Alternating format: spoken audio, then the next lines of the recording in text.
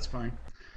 Well, good evening, gentlemen. I'm just real happy to be here. This is something new for me. It's a new presentation and everything. So hopefully we'll get through this tonight. Again, like Rob said, anytime you have a question or something, just jump right in.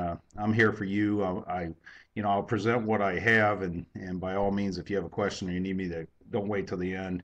If you need me to show something again or back up, I'll do that for you too. But my name is Tom Lewis. I'm the offense coordinator currently at Plymouth High School in Plymouth, Ohio. We're in the north central part of the state, almost directly about an hour south of Cleveland, hour north of Columbus, hour like southeast of Toledo. So we're right in the middle of the heartland, is what they call it up here. Kind of big flat area up here. But Plymouth's a small school, and I started out there. That's where I ran all my single wing stuff. If you've been seeing any of my single wing stuff, that's where we put it in at Plymouth. And I left for a few years and went to Gallion, which is some of my other hybrid stuff that I ran there. And then when I returned, the head coach that took over for me was a wishbone option guy, and I've convinced him when I came back to let me take over the offense. But we don't run the exact single wing anymore. We have a running quarterback and a lot of run option type plays. So we don't say the word single wing around him too much. We just continue doing the things we do. So 23 years of coaching football. Hard to believe it's been that long. I mean, started off, I've seen some of my kids that I coached the first couple of years are now superintendents of schools and successful businessmen, and it's been really good. And the other stuff there, like I said, in 08, 09, and 010, I was at Gallion High School, which is a little bit bigger school. I was offense coordinator there. We ran West Virginia spread, Rich Rodriguez stuff. So I've kind of taken my single wing stuff and morphed it into a little bit of triple option, a little bit of spread, and still have my quarterback as a threat to run. And all the way back through with coaching jobs at Shelby and even Colonel Crawford, which is a small school around here. Shelby's where I come from. It's a tradition-rich school of football. From the time my dad graduated in '59 to when I did in '84, a 7-3 season was really unheard of. All the rest were either 8-2, 9-1, or 10-0. So we were pretty successful. Grew up in a town like that. I have a number of things published. I'm going to glance over these. These are more for a bigger clinic. But if you're interested, the Coach's Choice ones are on the Coach's Choice websites, and you can find them at every clinic.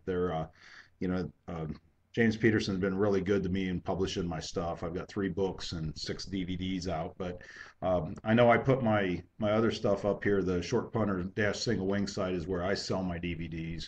That site. I know that Rob and I are working on some stuff right now that's almost go, or at least part of it's up, might even be up and ready to go right now with the downloadable, the new stuff. Because like I told him today, making DVDs and finding a DVD player is starting to get a little bit old. So we're starting to look at on-demand content, and my goal is to get some of this stuff ready for iPads and things like that. So okay, what you guys came to hear, the basic set. The word basic was something I picked up off of a couple college coaches like Noel Manzoni and mainly another high school coach is Andrew Coverdale that I read a lot of stuff and followed on some of the Glacier clinics. And the word basic, it just meant that we were going to take a package of plays, a package of choices, and put them together.